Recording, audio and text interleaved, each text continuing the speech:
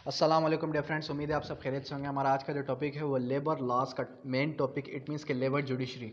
आज के इस टॉपिक के अंदर हम constitutional provisions of judiciary of labour law and साथ ही साथ जो फंडामेंटल राइट है, इट मीन्स के article 11 of constitution of Pakistan, meaning, functions, powers and labour appellate tribunal, इसको डिस्कस करते चलेंगे। वैसे अगर देखा जाए तो ये जो टॉपिक है, ये टॉपिक मेरी इस बुक के अंदर मौजूद है और जो लेबर लॉज है कम्प्लीटली इस बुक के अंदर प्रोवाइडेड है।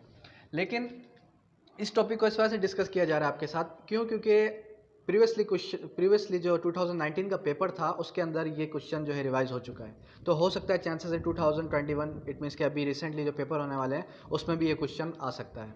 सबसे पहली चीज़ के कॉन्स्टिट्यूशन ऑफ पाकिस्तान के अंदर जो आर्टिकल 11 है ये बात करता है फोर्स लेबर के बारे में। इट मीन्स के मजदूरी का काम किसी भी लेबर से फोर्सली नहीं करवाया जाएगा। अक्सर हम देखते हैं कि हमारे पास जो भट्टे वगैरह हैं, जहाँ पर ईंटें वगैरह बनती है, वहाँ पर फोर्सली अगर किसी से काम करवाया जाएगा तो ये इलीगल है। और साथ ही साथ ये चीज़ आप समझ लें कि जो भट्टे वगैरह काम है, जहाँ पर ईंटें वगैरह बनाई जाती हैं, वहाँ पर काम करना एक इंसान के लिए जो है इंजीरियस है। हाउ?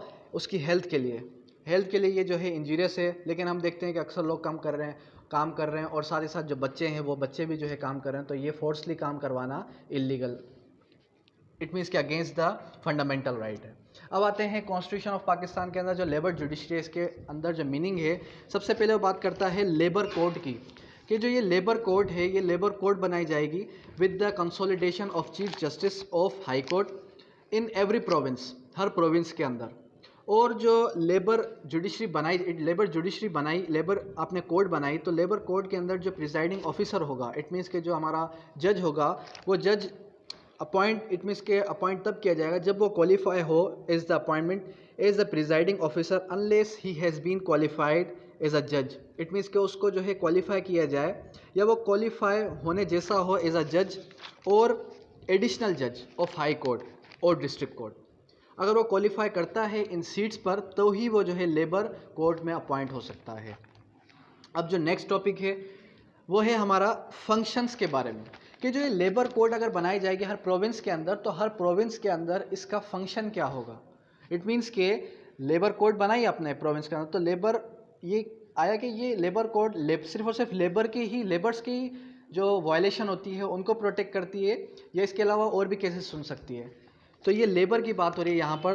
तो मेन चीज़ यहाँ पर ये जो लेबर कोड जो है उसका फंक्शन क्या है, एडजुडिकेट करना जो डिस्प्यूट्स, इंडस्ट्रियल डिस्प्यूट्स होते हैं between the employees and between the workers, और जो हमारे लेबर्स हैं उनके बीच के डिस्प्यूट्स उनको रिजॉल्व करना, या फिर जो हमारे इंडस्ट्रीज़ के डिस्प्यूट्स हैं उनको रिजॉल्व करना, पहली चीज़। उसके बाद एडजुडिकेट करना जो भी मैटर्स हों relating to violation of settlement against international labour laws.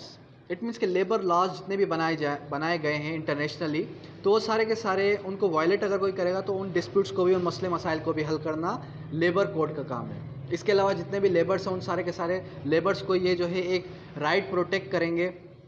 और नेक्स्टली अगर हम देखें प्रोसीजर के बारे में, पावर से पहले एक प्रोसीजर देख लें, प्रोसीजर एंड पावर्स।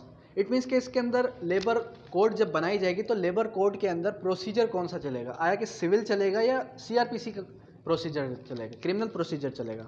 तो ये कहता है कि जो लेबर कोड बनाई जाएगी उसके अंदर जो प्रोसीजर प्रोवाइड किया जाएगा वो सीआरपीसी 1898 का प्रोसीजर चलेगा। फर्दर इंडस्ट्रियल डिस्प्यूट्स होते हैं, उन डिस्प्यूट्स को हल करने के लिए भी सीआरपीसी, अगर कोई जो है ज़मीन का मामला आ जाए, इट मीन्स कि अगर कोई लेबर कहता है फोर्सली इन्होंने मेरी ज़मीन ले लिया XYZ, तो फिर जो है सीपीसी चलेगा। Further force and attach any person examine him on auth. It means कि जो भी पर्सन अगर आता है उसको अगर एग्जामाइन किया जाता है तो वो जो है कसमनामे पर होगा। और फर्दर और जो कोई शख्स एविडेंस के तौर पे आता है तो वो जो है कसमनामा देगा। Further issue commission on examination of witness, और जो विटनेस होंगे, विटनेसेस गवाहों को भी बुलाया जा सकता है और जो है डॉक्यूमेंट्स भी प्रोवाइड किए जा सकते हैं एज कंपलसरी डॉक्यूमेंट्स। उसके बाद नेक्स्ट है हमारा